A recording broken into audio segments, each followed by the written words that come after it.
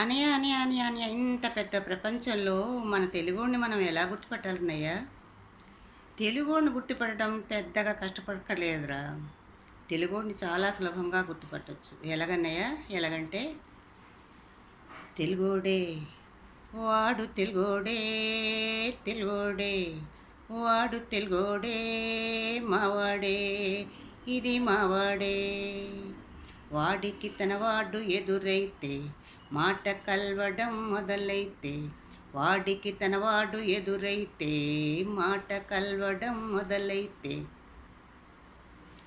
ఆంగ్లంలో ఇక వాగేస్తే వాడు తెలుగోడే, వాడు తెలుగోడే, వాడు తెలుగోడే, వాడు తెలుగోడే.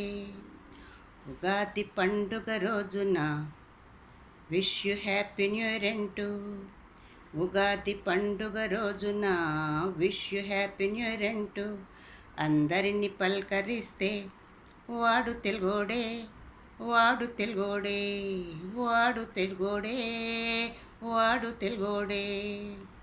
అరిటాకు ముందు పరచి తెలుగు భోజనం వడ్డిస్తే, అరిటాకు ముందు పరచి తెలుగు భోజనం వడ్డిస్తే,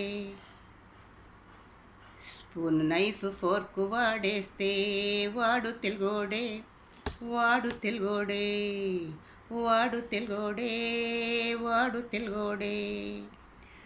తన పెళ్ళి నాడు కూడా సుట్టుబూటు వేసుకుంటూ, తన పెళ్ళి నాడు కూడా సుట్టుబూటు వేసుకుంటూ పెళ్లిపీట మీద కూర్చుంటే వాడు తెలుగోడే, వాడు తెలుగోడే, వాడు తెలుగోడే, వాడు తెలుగోడే. 30 కోట్లు ఖర్చు పెట్టి తెలుగు సినిమా ఒకటి తీసి, 30 కోట్లు ఖర్చు పెట్టి తెలుగు సినిమా ఒకటి తీసి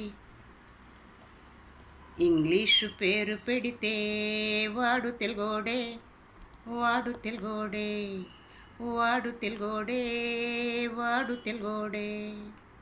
మనం పరాయి భాషని గౌరవించాలి, కానీ మాతృభాష పైన మాతృమూర్తి మీద మమకారం లేకుండా పోతే మన మూలాలు ఏమైపోతాయి?